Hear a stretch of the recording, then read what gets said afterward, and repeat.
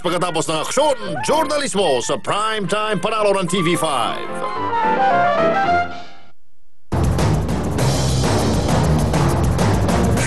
Tumaas na naman ang presyo ng gasolina at dahil sa walang tigil na taas presyo ng mga produktong petrolyo, humihirit na rin ng hanggang 3 pisong dagdag sigil sa pasahe ang mga tricycle driver sa QC. Ikwento mo, Erica Tapalya. 18 oras sa isang araw kung pumasada ang tricycle driver na si Noel Banayog. Ang kita niya, kulang-kulang 700 pesos. Pero kapos pa rin daw ito para tustusan ang pag-aaral ng 3 niyang anak. Kinikita ko, kulang pa rin sa budget sa araw-araw. Napupunta naman daw sa boundary at gasolina ang higit kalahati ng 550 pesos kada araw, nakita ni Ahmed Fundare. Hirap ng buhay sa taas ng gasolina. Kailangan ko talaga madagdagan ng pamasahe. Dahil dyan, humihirit na hanggang 3 pisong dagdag singil sa pasahe ang mga tricycle driver at operator sa QC. Kung pagbibigyan, ang 7 pesos na singil sa tricycle, posibleng umakyat ng 8 pesos hanggang 10 piso. Depende sa magiging pasya ng Tricycle Regulatory Unit ng lungsod. It's about time na itaasan din ng pamasahe yung sa tricycle. Pero yun nga lang, pag-uusapan pa lang kung how much. Habang nakabinbin pa ang petisyon, umakyat naman ng 25 sentimos kada litro ang presyo ng gasolina ng Shell at Chevron. Susundan din yan ng Phoenix Petroleum mamayang hating gabi. Sa ngayon, pakonsuelo ni Pangulong Aquino ang pagpirma sa Executive Order No. 32. Layo nitong bigyan ng hanggang 3 pisong diskwento sa langis ang mga tricycle driver at tsuper ng jeep. Pinag-aaralan pa kung bibigyan din ng diskwento ang mga driver ng bus at mga mangingisda na gumagamit din ng langis para pumalaot. Nasa kamay na raw ng Department of Energy kung kailan ito ipapatupad. We're expecting them to meet within the week, kung kaya ni Secretary, kasi wala pa siya dito ngayon. But the sooner, the better. No? Erica Tapalya, News 5. Ako po, kahit konti pang paghihigpit ng mga sinturon, mga misis, pati kasi singil daw ng kuryente, magtataas na rin. Michelle Orosa, ikwento mo. Bakasyong-bakasyon na ang pamilya Tan. Ang 3 anak, babad na sa TV buong maghapon. Kaya naman natawa na lang ang padre de pamilyang si Jason nang malamang pataas ngayon ang singil sa kuryente. Mahirap kasi tataas na naman tapos dagdagan pa ng sa gasolina tapos bakasyon pa. So dagdag na naman yan. Pati ang kapitbahay niyang si Tessie walang masabi sa laki na raw ng buta sa kanyang bulsa dahil sa sunod-sunod na taas ng presyo ng iba't ibang serbisyo. Umawa ka ng 1,000 ngayon wala nang halaga. Tapos tataas pa ang bill ng Meralco. Ayon sa Meralco, tataas ng 20 centavos kada kilowatt hour ang electric bill ng kanilang mga customer ngayong buwan. Tumaas kasi ang generation charge mula 4 pesos at 84 centavos kada kilowatt hour, naging 5 pesos at 4 centavos kada kilowatt hour na. Mas mahal na raw kasi ang kanilang pinagkukuhanan sa wholesale electricity spot market at Napocor. Lalabas na 20 pesos ang idadagdag sa bayad ng kumokonsumo ng 101 kilowatt hours kada buwan. Ganyan ang normal na konsumo ng bahay na may ilaw, TV, electric fan at maliit na refrigerator. Tumataas ang dagdag singil habang lumalaki rin ang konsumo. Historically, for 2008, 2009, pati 2010, it has always gone up from March to April and then to May. Ang problema, hindi pa rin masiguro ng Meralco na hindi magkakaroon ng rotating brownout sa mga susunod na buwan. Sa ngayon kasi sapat pa raw ang reserba ng kuryente, pero posible raw lumaki ang demand nito lalo't summer. Given the data that is being provided to us, so far okay naman yung ating power supply. In fact, we have enough reserves for today and the last couple of days. Kaya payo ng Meralco sa publiko, simulan ng magtipid. Kasama sa mga pwedeng gawin, ang pag-iwas sa pagbukas-sara ng refrigerator, pagtanggal sa saksakan ng lahat ng electric appliances kapag hindi ginagamit, at pag-ipon ng paplansyahin para hindi masayang ang kuryente sa paunti-unting pagplansya. Michelle Orosa, News 5. Dati nang iginiit ng Department of Trade and Industry na hindi dapat tumaas ang presyo ng mga bilihin kahit magmahal ang langis. Pero sa pag-iikot ng News 5, iba ang lumalabas na sitwasyon sa mismong mga palengke. Franz Noguera, ikwento mo. Tila sumasabay din sa pag-arangkada ng presyo ng mga produktong petrolyo ang presyo ng mga bilihin sa palengke. Gaya ng karning baboy, mula sa dating 160 to 170 pesos kada kilo, nasa 175 to 180 pesos na ang 1 kilo ng kasim ngayon. Nasa 185 to 190 pesos naman ang presyo ng liempo mula sa dating 175 to 180 pesos. Siguro dahil sa mataas ang gasolina, toll fee, kaya hindi makontrol yung pagtaas ng baboy. Siyempre, lugi kami pag di magtaas. Ang manok di pa gumagalaw ang presyo. Pero daing na mga tindero-tindera, sila ang pumapasa ng 2 hanggang 4 na pisong itinaas nito mula sa supplier. Kaya balak nila, mula 130 pesos, itaas na rin ang presyo sa 135 pesos kada kilo. Pag tinaasan kami kasi ng mga dealer namin, hindi kami pwedeng magtaas agad. Kasi yung customer na ano sa dating presyo, ganun. Tsaka matumal ngayon, kaya sakripisyo. Walang pagbabago sa presyo ng karne ng baka.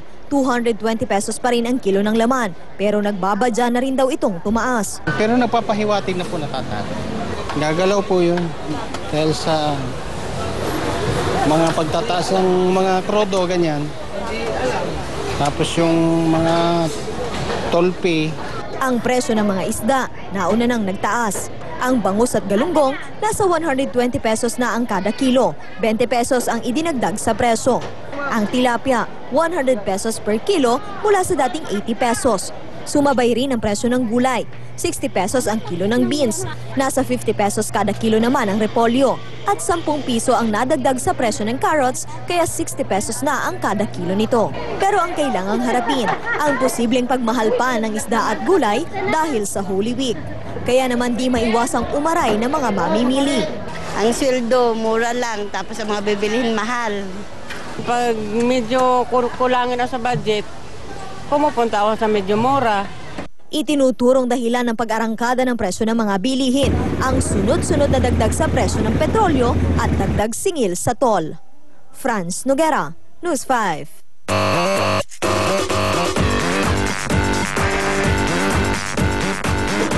Showbiz action tayo, dumarami na raw ang friend si TV host IC Mendoza dahil sa bago niyang variety show dito sa TV5.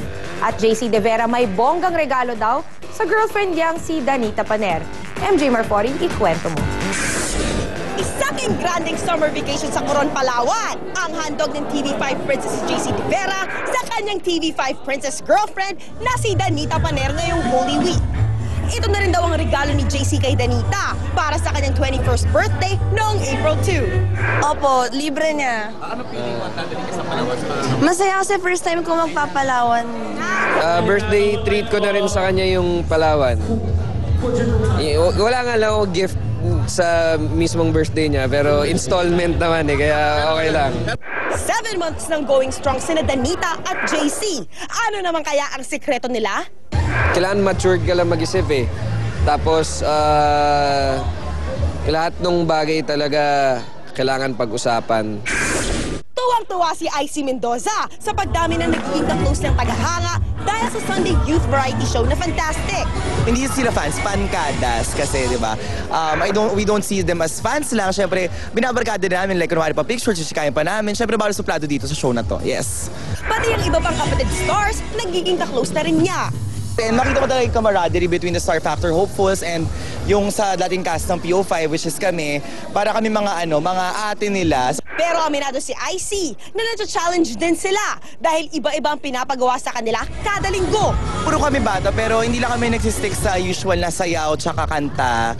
Or nag-ano rin kami, may mga skits din kami, may mga gags.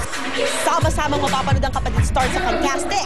2 p.m. tuwing linggo pagkatapos ng Lucky Numbers. MJ Marfori, News 5. Uso-uso na rin ngayon ang pag-aartista ng mga anak ng showbiz personalities. Pero ang tanong, papayag ba ang mga magulang nila?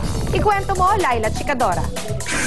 Kahit 5 na ang chikiting, sexy pa rin si Christine Jacob. Ang sikreto raw niya na pagsasabay niyang karirin ang exercise at pag-aalaga sa kanyang mga bagets. I have 5 kids and I just finished running my first marathon. No.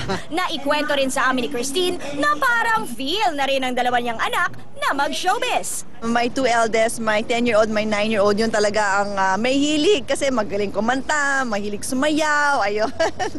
Yun nga lang, mukhang di pa papayag sina mommy at daddy. I cannot be at mga commercials or mga guestings, pwede pa, but in terms of full-time, nako, magagalit yung asawa ko.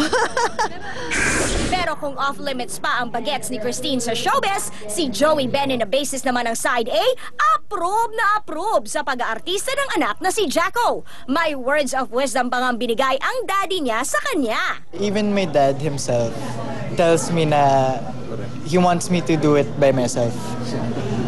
Ayaw niya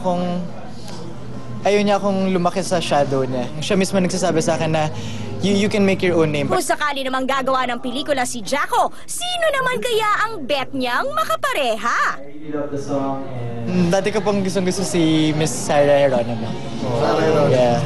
Kasi I like her, I just like her, yung beauty niya, yung simplicity niya, and yung aura niya. Just love her aura. At yan ang latest action sa showbiz. Laila Chikadora, News 5.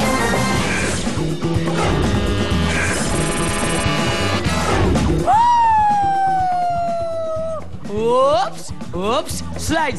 Woo! Hay! Sosyal! Ba't para akong duwende? Pwede ba akong palakihin ng konti? Janjararan! Bahay kubo, kahit munti ang halaman doon ay sari-sari. Ba't kaya puro gulay? Yung nandun sa kanta, wala bang prutas? Wala nga ho. Ba't naman magkakaroon? Ito yan, sa super video ni Makatang. Gwapong-gwapo. Tignan nyo.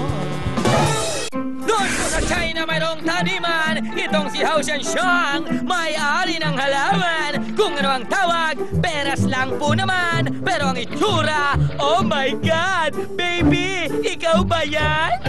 Libo-libo na po na anit na benta ang eksperimento. Nagkaroon ng kwenta. Sila wala rin akin, pero ako meron.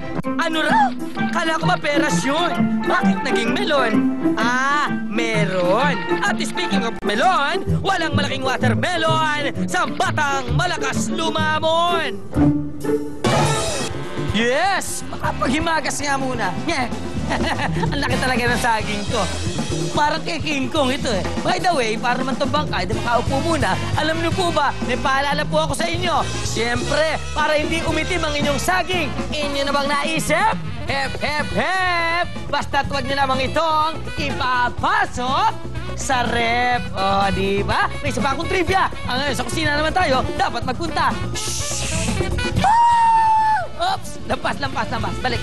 Okay! Alam niyo ba ang apple na chismis na kinain ni Eva at saka ng lechong baboy? Pero, bakit daw ito lumulutang sa tubig? Ito ang sagot. Kasi po, yung apple, 25% ito ay gawa o mayroong nakapaloob na hangin. Di po ba? Kaya tingnan niyo, lumulutang siya sa tubig. Subukan niyo. Gagawin na yan. Yan nga po ang aking trivia talaga naman. Napatok ngayon. Dito lamang yan. Siyempre, sa pagbibigay ko ng leksyon, edukasyon at impormasyon, dito pa rin sa Aksyon! Susunod sa aksyon, Mayor, Vice Mayor at Hepe ng Pulis sa Infanta Quezon, promotor daw ng weteng sa bayan nila. Mga nire-recruit bilang drug mule sa Macau, inilalaglag din daw ng mismong recruiter. Contact lens na wala pang 1,000 ang isang pares, mabenta ngayon sa mga bangketa. Ligtas naman ba itong gamitin? 4 na linggo na lang, kasalan na. Excited na kaya si Prince William? At ang batang pursigido sa pag-aaral kahit may kapansanan. Kilalanin sa aming pagbabalik.